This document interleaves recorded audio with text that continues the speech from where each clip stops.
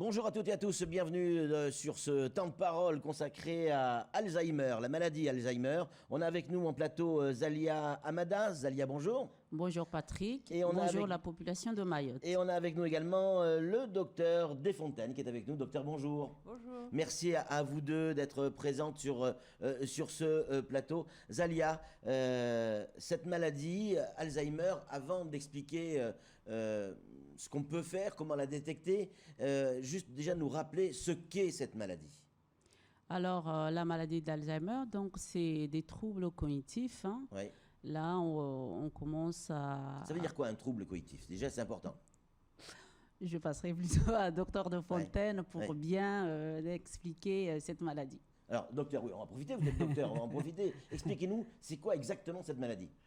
Alors, la maladie d'Alzheimer, c'est une maladie qui a été décrite en 1906 par Alois Alzheimer, un neuropathologiste allemand. Oui. Elle existe depuis très très longtemps, mais il a décrit la maladie. D'accord. Donc c'est une maladie qui existe depuis très longtemps. C'est une maladie qui donne à la personne des troubles cognitifs, c'est-à-dire des troubles des fonctions intellectuelles, la mémoire, le langage, la reconnaissance des gens, des objets, des lieux. En clair, le cerveau ne fonctionne plus normalement. Alors, des troubles de cognitifs et des troubles comportementaux. D'accord. Alors, le cerveau, c'est une maladie chronique du cerveau. Ok. Qui, actuellement, en raison de l'augmentation de l'espérance de vie, en fait un problème de santé publique, non pas parce que c'est une nouvelle maladie, mais par la masse de la population, des gens qui en sont touchés. Il y en a de plus en plus. Il y en a de plus en plus du fait de l'augmentation de l'espérance de vie. Eh oui.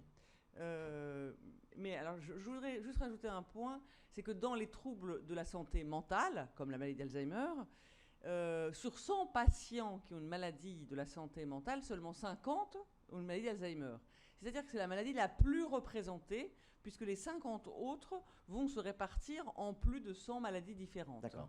D'accord. Mais il n'y a pas que la maladie d'Alzheimer qui donne des troubles cognitifs. Ouais. Et ça, c'est important de le préciser. La maladie d'Alzheimer, on le voit sur l'image qui est derrière nous, tout le monde en tout cas a ce sentiment-là, c'est bien la maladie où on perd la mémoire, tout simplement. Alors, c'est une des maladies où on perd la mémoire, c'est ce que j'essaie de vous dire. Ouais. Sur 100 personnes qui ont des troubles cognitifs, dont une perte de mémoire, 50 ont une maladie d'Alzheimer. Ouais. Les autres se répartissent en une centaine de maladies différentes. Donc la maladie d'Alzheimer est la plus représentée. Donc c'est la plus facile à diagnostiquer maintenant parce que toutes les recherches ont été faites sur cette maladie. Les autres sont des maladies plus rares et certaines sont curables. Ah oui. Donc c'est important de faire un diagnostic très précoce. Alors justement, comment on peut se rendre compte, comment je peux savoir que ma maman, ma mamie, mon épouse, vous, moi-même évidemment, je peux être atteint de cette maladie? Est-ce qu'il y a des éléments qui me permettent de détecter rapidement cette maladie? Oui. Il y a des éléments de plus en plus fiables qui permettent de détecter cette maladie. La première chose, c'est que si vous avez l'impression que vous ne reconnaissez plus vos fonctions intellectuelles, en général, moi j'ai l'habitude de dire que quand on démarre une maladie d'Alzheimer, la personne ne se reconnaît pas elle-même. Elle ne reconnaît pas son propre fonctionnement cognitif, elle ne se fait plus confiance, et là, elle va consulter. À ce moment-là, quand elle consulte, un médecin généraliste en général, il est important que le médecin écoute la plainte et ne rassure pas forcément la personne, mais écoute la plainte jusqu'au bout et propose des examens neuropsychologiques, c'est une évaluation des fonctions intellectuelles, éventuellement une imagerie du cerveau. Et puis on peut aller encore plus loin maintenant, c'est-à-dire qu'on peut faire des tests biologiques en pratiquant des ponctions lombaires, en dosant certaines protéines dans le liquide céphalorachidien, en pratiquant des scintigraphies. Donc on a de plus en plus d'éléments fiables pour poser un diagnostic précoce. Ça, c'est pour le diagnostic. Mais juste avant ça, justement, est-ce qu'il y a un élément concret qui peut me dire, tiens, va consulter? Oui. Ça serait lequel? Quand vous n'avez plus confiance en vos fonctions intellectuelles, ça veut dire quoi? Quand vous oubliez, quand vous êtes inquiet parce que vous avez oublié quelque chose et que ça se répète, consultez. D'accord. En fait, il faut consulter. Quand je commence à oublier des choses et que ça se répète, il faut consulter. Par exemple, vous ne trouvez plus les mots trop souvent. Il y a trop souvent un manque du mot dans la conversation. Ou que vous n'arrivez plus à vous organiser comme avant. Il n'y a pas que la mémoire qui peut être touchée, hein. Ça commence le plus souvent par un problème de mémoire, mais ça peut aussi commencer par un trouble du langage, un trouble de l'organisation, un trouble de la reconnaissance des objets, des choses et des lieux. Alors ça c'est pour soi. Quand on sent que soi-même, on n'a plus confiance en nos fonctions intellectuelles, on doit consulter. Quand on voit que chez l'autre, y a un trouble de la mémoire, il arrive que certaines personnes n'aient pas conscience d'un trouble qu'elles développent. Ou elles ne veulent pas le reconnaître, peut-être. Elles aussi. ne peuvent pas le reconnaître. Ah C'est pas du déni. D'accord. On appelle ça de l'anosognosie, A privatif, la connaissance de la maladie. Ils ne peuvent pas avoir conscience qu'ils ont une maladie. C'est pas du déni. C'est un symptôme anosognosique lié à la maladie elle-même qui empêche le retour sur soi. Donc c'est l'autre qui peut se rendre compte. Alors l'autre, dans ces cas-là, l'autre peut se rendre compte et alors c'est difficile, mais doit amener la personne en consultation. Donc ils y vont à deux parce que sinon la personne elle n'irait pas parce qu'elle ne se sent pas Évidemment. malade. Voilà. Et alors ce qu'on peut remarquer, ce qui est caractéristique des oublis de la maladie d'Alzheimer, par exemple, c'est que quand il y a un oubli qui est très ritualisé, quand il y a une action, qui est très ritualisée, c'est-à-dire que tous les ans, vous offrez un bouquet de fleurs à votre femme pour son anniversaire. Ah oui, et cette année-là... Et donc si j'oublie, c'est que j'ai Alzheimer. Cette année-là, vous avez oublié. Parce que vous le faites tous les ans depuis 20 ans. Cette année-là, vous avez oublié. C'est un oubli malin. Ça ne veut pas dire que vous avez Alzheimer. Comme je vous le disais, il y a plusieurs maladies. Ça veut dire qu'il y a un trouble cognitif qu'il mérite d'être investigué. Donc c'est plus ma faute si jamais j'oublie d'offrir un bouquet de fleurs à ma femme. C'est pas forcément... Être malade n'est pas votre faute. Bien Ce sûr. que vous en ferez sera responsable. Voilà. Mais c'est pas une question de faute. C'est important de préciser. C'est pas une question de faute. Parce que le problème des patients, c'est qu'ils se sentent coupables, humiliés. C'est très souvent le mot qu'on reçoit. Je suis humilié parce que je n'arrive plus à avoir toutes les capacités cognitives en tête. Il y a une grande vulnérabilité qui s'installe. Et donc, il y a une honte et une humiliation. Ça n'est pas votre faute. Ça n'est pas non plus la faute de l'entourage. C'est une maladie du cerveau avec des lésions du cerveau caractéristiques de la maladie qui donnent les troubles dont on a parlé, cognitifs et comportementaux. Zalia, il y a des expériences terribles qui se passent dans les familles où quelqu'un qui est atteint de cette maladie peut arriver à ne plus reconnaître ses propres enfants ou sa propre mère. C'est terrible. Comment on vit à côté de gens comme ça? Écoutez, Patrick, merci pour cette question. C'est vrai que les familles arrivées à un certain stade ne reconnaissent plus son entourage, mais là aussi, France Alzheimer Mayotte est là pour accompagner ces personnes en formation. Il y a aussi des groupes de parole, donc ces personnes-là, on les accompagne pour, je dirais, mieux aussi prendre soin de leurs proches. Parce que dans cette situation, tout le monde souffre, la personne malade et son entourage. Donc c'est vrai que c'est très compliqué, mais c'est grâce à la formation, grâce aux expériences des autres aidants, on arrive à mieux vivre, je pourrais dire ça, cette maladie. Alors, docteur, comment mieux vivre cette maladie, comme le disait Zalia à l'instant, parce que j'imagine, je ne peux qu'imaginer ce que ça peut donner à partir du moment où je suis avec quelqu'un qui ne me reconnaît plus ou qui ne reconnaît plus son quotidien, globalement. Ça peut même être agaçant, voire énervant, voire devenir insupportable pour la personne qui est à côté du malade. Oui.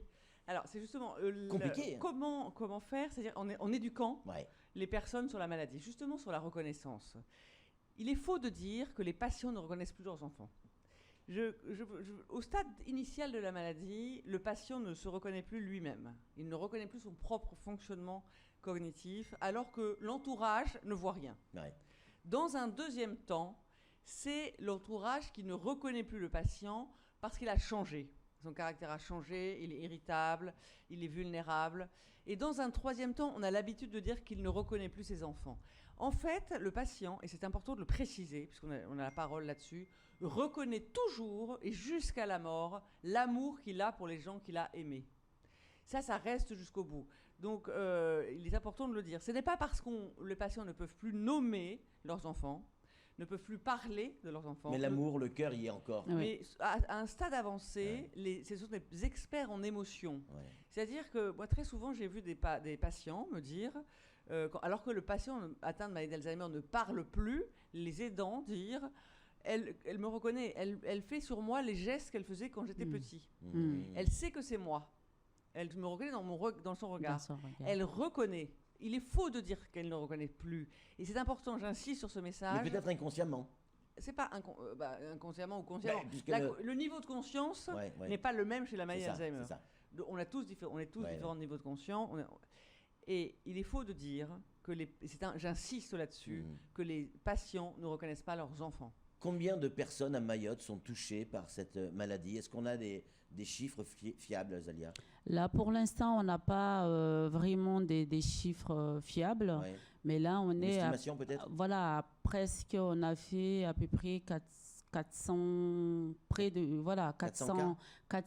consultations. Oui. Donc, après, il faudrait multiplier par le nombre d'entourages, parce que là, on sait ô combien la famille en souffre de cette maladie aussi. Oui, c'est terrible, c'est terrible. Comment on peut aider? Comment on peut participer à l'association? Comment on peut donner un coup de main? Parce que aujourd'hui, on le disait tout à l'heure hors antenne, je ne suis pas concerné aujourd'hui, mais peut-être que demain matin ou dans une minute, parce que c'est toutes les minutes qu'il y a un cas qui se déclare, pas forcément à Mayotte, mais globalement, peut-être que je serai concerné dans une minute. Qu'est-ce que je peux faire? Qu'est-ce qu'on peut faire d'une manière générale? Zalia? Je pense d'une manière générale, déjà, il faudrait que vous veniez à France Alzheimer Mayotte parce que personne n'est à l'abri. Donc, ensemble, on pourrait trouver des solutions en sensibilisant, déjà en venant, en formation. C'est vraiment le territoire, je pourrais dire, est petit, mais c'est grand parce que là, concernant la maladie, s'il y a une personne, c'est un cas. Donc, il faudrait multiplier par le nombre de la population. Ouais, c'est clair. Donc, on peut estimer effectivement peut-être à 1000 cas. 2000 cas. 2000 à peu près, je pense. En sachant qu'effectivement, avec France Alzheimer Mayotte, on a diagnostiqué 400 patients. Mais comme en métropole, seulement 50% des patients sont diagnostiqués. D'abord parce qu'ils ne consultent, parce qu'il y a un problème d'éducation. Ça commence par l'éducation, comme toujours. Ouais. Ça commence par l'éducation, éduquer les gens à la maladie, insister sur la consultation auprès d'un professionnel de santé dès qu'il y a un trouble, et l'orientation. Donc l'idée serait de créer des parcours de santé pour ces personnes qui ont des troubles cognitifs, comme il existe des parcours de grossesse qui sont très bien balisés en métropole et des parcours de santé pour arriver à un diagnostic et des parcours de santé pour une prise en charge. Ça serait l'idée dans un temps assez court, si possible. Ouais. Docteur, est-ce qu'on se soigne de cette maladie aujourd'hui? Aujourd'hui, la maladie est incurable. Ouais. Mais si on veut, il y a tout de même beaucoup de choses à faire. Par exemple, faire un diagnostic très précoce permet de mettre en place des mesures qui vont retarder l'évolution de la maladie, anticiper l'entrée dans la dépendance, ce qui est énorme, et anticiper l'état d'épuisement de l'aidant, justement, si on prend en charge les aidants, anticiper des accidents de voiture, par exemple, parce que si on ne fait pas un diagnostic précoce, la personne, elle va continuer à conduire. Bien sûr. Elle va continuer à gérer son argent. Elle va continuer elle risque d'avoir des accidents elle va être hospitalisée, par exemple, pour un problème. Et quand une personne est hospitalisée et qu'on ne sait pas qu'elle a une maladie d'Alzheimer, par exemple, une dame tombe et se casse le col du fémur. Elle est hospitalisée, on lui met une prothèse de hanche. Le lendemain, elle a oublié qu'elle avait été opérée, donc elle se lève, elle tombe de nouveau et elle décèle sa prothèse. Puisqu'on n'a pas diagnostiqué la maladie d'Alzheimer en amont. Donc le diagnostic précoce est fondamental. Des questions qui arrivent, ça intéresse énormément de monde, cette émission. Malheureusement, c'est déjà l'heure de nous quitter. Donc, une dernière question, parce qu'elle revient souvent. Est-ce que c'est une maladie qui s'attrape et comment on l'attrape? Ça commence comment? Enfin, je veux dire, est-ce qu'on l'a en nous quand on est et elle se développe, ou c'est quelque chose qui arrive comme ça? Alors, ça, je ne peux pas répondre précisément à la question, parce que c'est toute la question. Ben oui, j'imagine. Mais il est probable que la maladie, étant liée à des lésions qui se créent progressivement dans le cerveau, elle est probablement acquise. On ne naît pas avec une maladie d'Alzheimer, sauf si on a une mutation génétique, ce qui arrive. Ouais. Il y a 5% des maladies d'Alzheimer qui sont génétiques. Mais ça, on le sait, puisque dans la famille, il y a des patients atteints de maladie d'Alzheimer de génération en génération. Et il y a des facteurs aggravants ou des facteurs protecteurs. Donc le facteur protecteur, parce que avant de parler des facteurs aggravants, le facteur protecteur, c'est de s'occuper de soi correctement, c'est-à-dire de faire du sport. L'activité physique est très importante. Une activité sociale et familiale épanouissante est très importante également. Le fait de traiter son hypertension artérielle. J'insiste ici parce que l'hypertension artérielle est surreprésentée à Mayotte. Il y a une sorte d'épidémie d'hypertension artérielle. Et c'est un facteur de risque de la maladie d'Alzheimer. Donc si on met en place des mesures de protection de son cerveau et de son corps, comme avoir une activité physique régulière toutes les semaines. L'alimentation, forcément, ça va avec. L'alimentation, bien sûr. Un réseau social et familial développé, bien structuré. La confrontation à la nouveauté, c'est-à-dire voyager ou entreprendre des choses nouvelles, comme essayer d'apprendre une langue nouvelle, par exemple. Tout ça va développer sa réserve synaptique, c'est-à-dire créer des réseaux ou des routes parallèles quand un neurone donne l'information, pour arriver à ce que l'autre ait l'information, quand la route principale est coupée par une lésion. Zalia, en conclusion, quels conseils on peut donner à ceux qui nous écoutent, qui nous regardent ou qui nous lisent ce matin?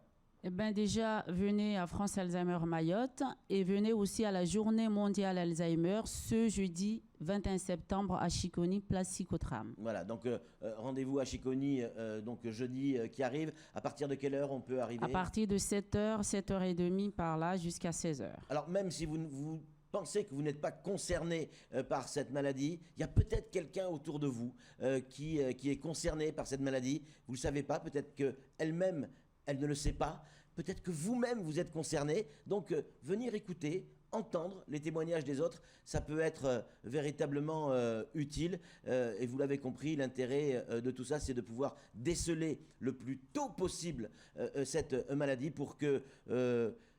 j'allais dire, même si elle est incurable, mais tout ce qui reste à vivre puisse être dans le meilleur confort possible. Merci docteur d'être venu. Merci Zalia une nouvelle fois d'être venu sur ce plateau. C'est tout pour ce temps de parole. On se retrouve tout de suite pour la suite de nos programmes.